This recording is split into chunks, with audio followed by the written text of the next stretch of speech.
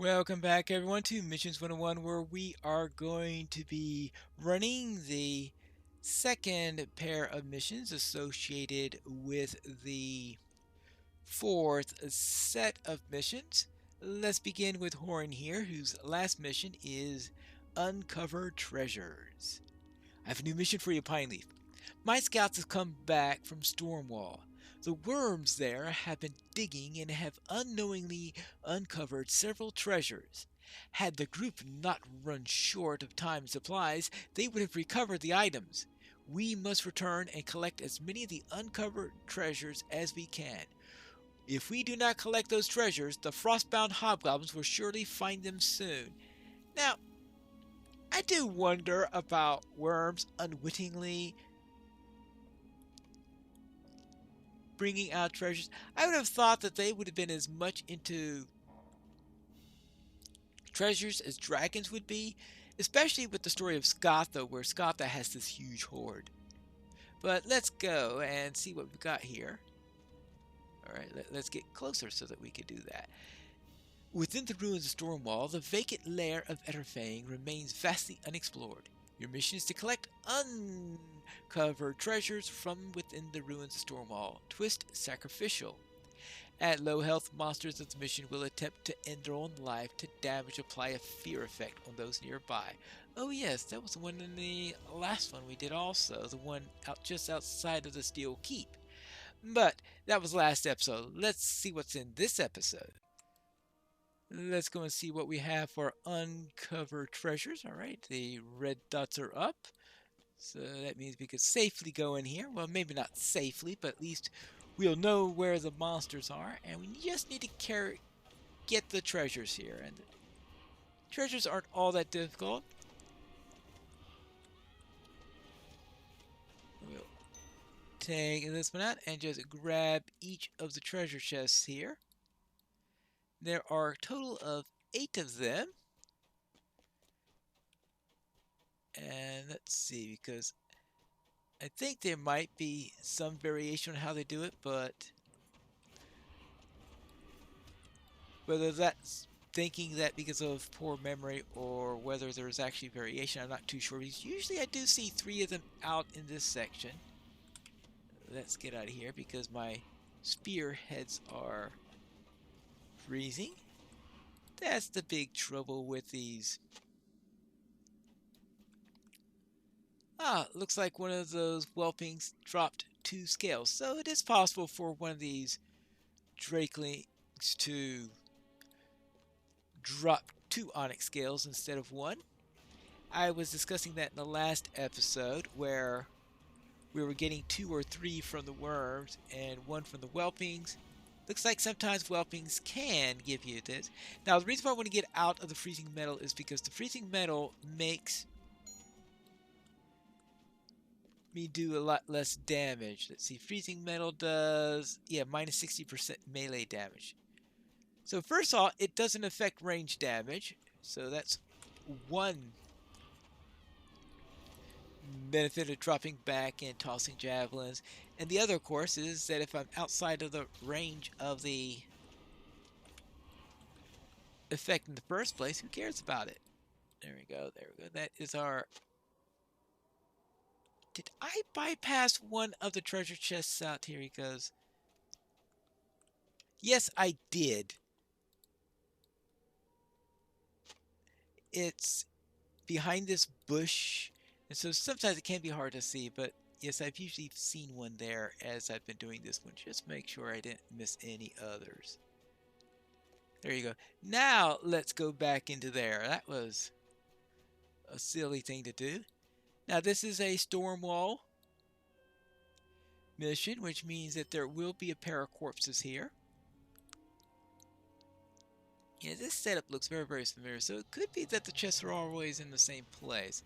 I'd have thought that they would have had some variation in this particular one, because some missions, they do vary where things are placed. For example, in the other Stormwall one, we've seen the one where you come out and fight all those ice walls. Those ice walls are tended to be at different locations. Okay, So they stay up once you take them. It's just that they no longer glow. I guess I could bypass that one.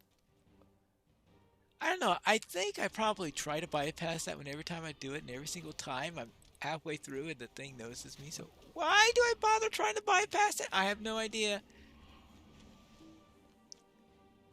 All right, fine. Oh, it bleeds to death faster than I can go into assailment stats. Well, that's the way things go on that sometimes. Now this way, I think I saw one right here. Yeah.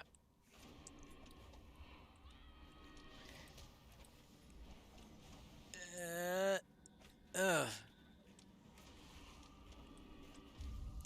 yes. Blow the cold air in the other direction where it won't affect me. I don't mind that at all.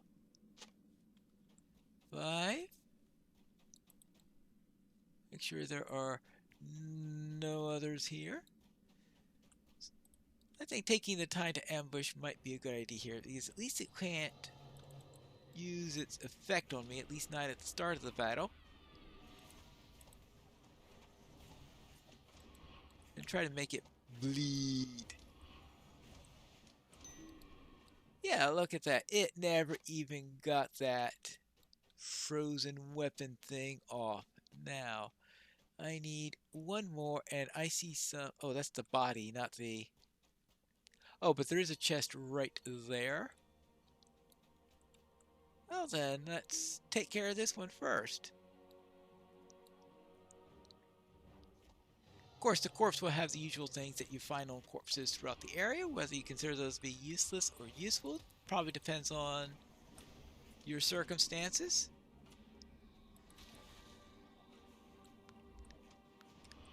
And there you go. Let's grab this. That'll be the last chest. I'm not going to worry about the corpse. Instead, I will head back up to the beginning to head out to the storm front. Now, sometimes I do get lost in these storm wall ones, but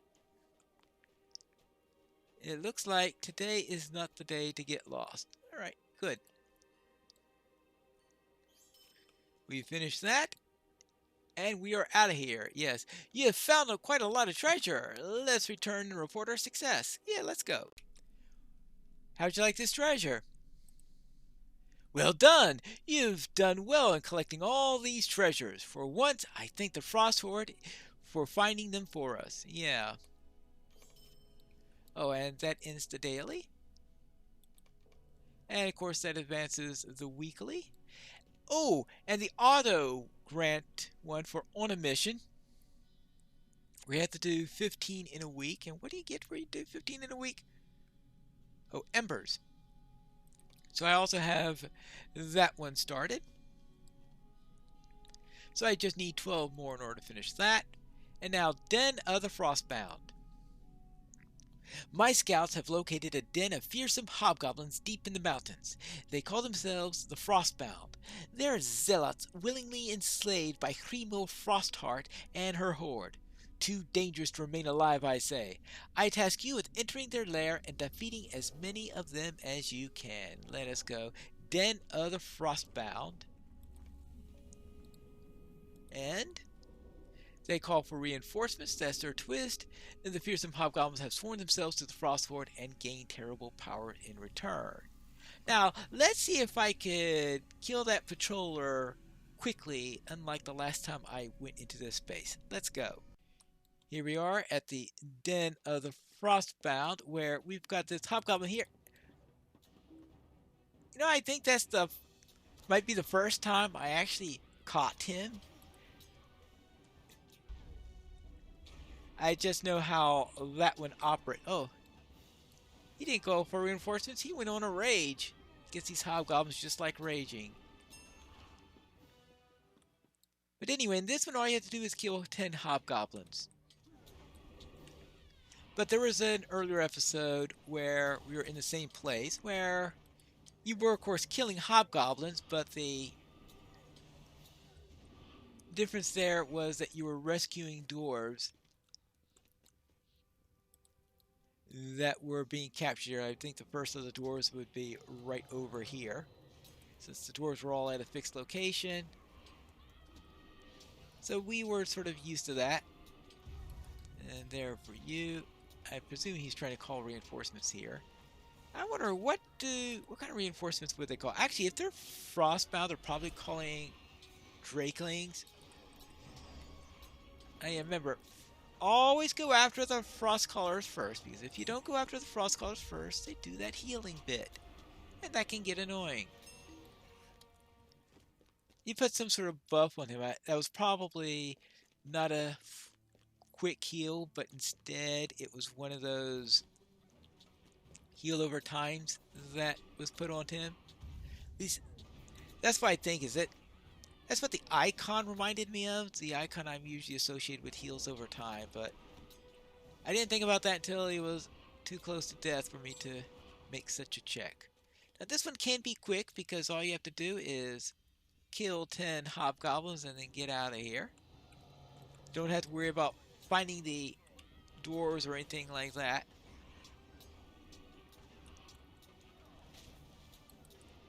And wait. Oh yeah, that's right. The frost callers also have just about all these other debuffs that they can also put onto you that can get annoying. Usual things. They're sort of like hobgoblin defilers is I guess the first thing I could think of. There you go. 7. Let's see if we can get 3 more quick ones because I would like to have chance. Finally, this is 5 episodes since I got those cosmetics and I still haven't had a chance to show them off. Because I was waiting until we had an episode that didn't run right into the 20-minute spot, but right after that we had those episodes where we had all those long dungeons together. Then the last episode was the ran I think almost exactly 20 minutes, maybe 19 and a half or something like that, which of course is I didn't think had us enough. Oh come on, why is it that I want 1 and I get 2 instead? And especially annoying trying to stop the reinforcements. And now this one. Yeah, see, okay, it is a Drakeling. At least I answered that question, even if it was an annoying way in which it did happen. Alright, so the mission's complete. So the only Drakelings you have to find are the ones that are summoned as a result of the reinforcements. Oh, freezing metal. Remember that? I just had to worry about that storm wall, didn't I? Alright, that is done. Let's get out of here, and I think I'll be able to show you the pets that we got for reaching the rep level in question. Here we go. And finally, let's get out of here, right? Yes, let us return. We are done. Good work. The more of these brutes we defeat in their dens, the fewer we have to deal with in the battle to come. Yeah, there is that. And that takes care of that. Now, I'm going to head outside where we are going to have a look at the mount and also the pets. I think I did show them off on the level 20 character already, though I had to be very careful about going outside because level 20 character outside in a level 130 zone, you know how that goes. Yeah, it's getting pretty close to dusk, but I have a little bit of time in which to show these things off. We have got a new goat, the Odorslade Battle Goat.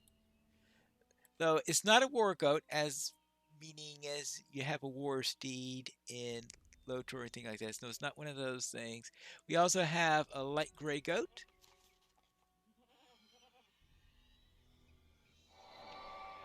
And we have a coffee goat. I don't think that you could... I presume that's a color, and not that you can milk it for coffee or anything like that. But here we go. There is the There's the light gray goat right there. Now that's, and there is the coffee goat, which is a little darker. Might be a little bit smaller also. So I'm certainly not one to go around calling something small. Maybe they're the same size. All right. But one's a little darker than the other. Now, what about the mount? I did not see the mount pop up on any of the tooltips up here, so we'll go to, ooh, where is the arrow goat here? I don't see it, right? How about if I bring it up this way? Bring it the right way. Battle, Elder Slade, Battle Goat. All right, there you go. Oh, for a moment there I said, no, it can't be looking exactly the same as standard goat. There you go. One Elder Slade, Battle Goat.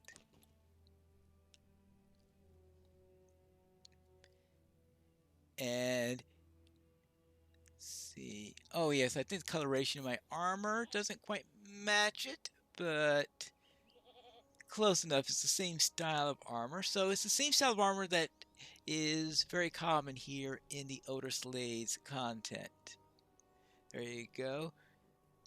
So you go with the, I think that I have mine dyed turquoise in there. That's a possibility. Nope, I did not dye my armor. It is in the default color at the moment. So maybe someday I will check to see how it looks if I dyed it in turquoise. But that is the end of today's lesson, and next time we have another pair of missions with Ozma here as we continue in Missions 101.